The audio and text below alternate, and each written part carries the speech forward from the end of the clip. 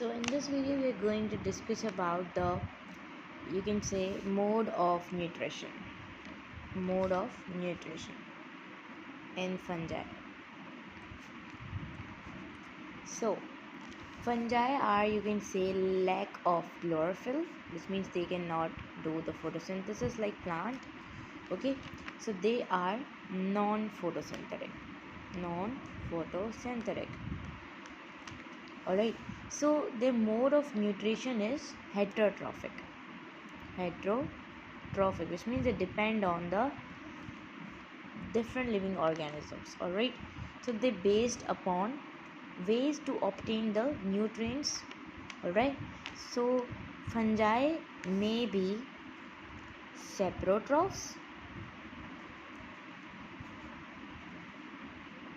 fungi may be parasite, fungi may be predator, fungi may be symbionts. So these three we are going to discuss in the today's video, but this will be discussing in the next video. Alright, so they are heterotrophic, which means they cannot make their own food, they rely on other organisms. Alright, so fungi are divided into the different groups. First group we are going to discuss, that is saprotrophs. So most of the fungi are basically, you can say, saprotrophs, and saprotrophs are decomposer. They are decomposers, which means they obtain food directly from the dead organic matter. Alright, dead organic matter, which means they obtain food by decaying the organic matter or by the dead organic matter. Alright, so these secrete a digestive enzyme. They secrete a digestive enzyme which digests the organic matter. Alright, and they absorb them with the help of the, you can say, the organic matter. Alright, they digest the organic matter, and the organic molecules they are produced are absorbed back into the fungus. Alright, absorbed back into the fungus, of course, if they will be absorbed. Alright, so they are called as a absorptive heterotroph, which means, you can say, the organic molecules are basically absorbed by the fungus. Alright, so they are called the absorptive heterotroph. And you can say this was about the decomposers, which means they are decomposers. They basically obtain food from the dead organic matter. So some of the fungus are saprotrophs. Second, the some of the fungus are parasite. Alright, parasites, like some fungi are parasites.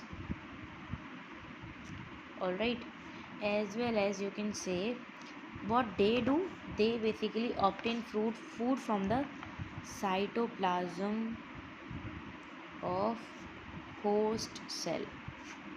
They absorb nutrients directly from the living host cytoplasm with the help of the special, you can say, the tips is called, you can say, they penetrate their hyphae. Alright, they penetrate their hyphae, meaning there is a network of the filamentous, their structure is having the hyphae. So they basically penetrate the hyphae. That penetrating the hyphae is called the hystoria, which means this is a hyphae which basically going to penetrate in the host cell. Okay, we are also calling it as a hystoria. Okay, so you can say parasites are basically, you can say, obligate parasite as well as the facultator. Alright, so if we talk about the obligate parasites are completely dependent on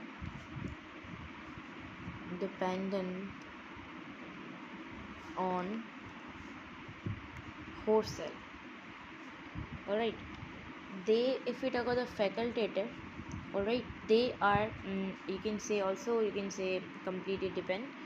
But if we talk about there, so they can never grow in the culture medium.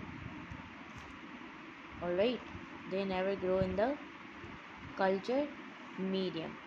Alright, and as well as if it was a facultative, that can grow parasitically on the host cell, alright, as well as by themselves, as well as they can be grow in the culture medium.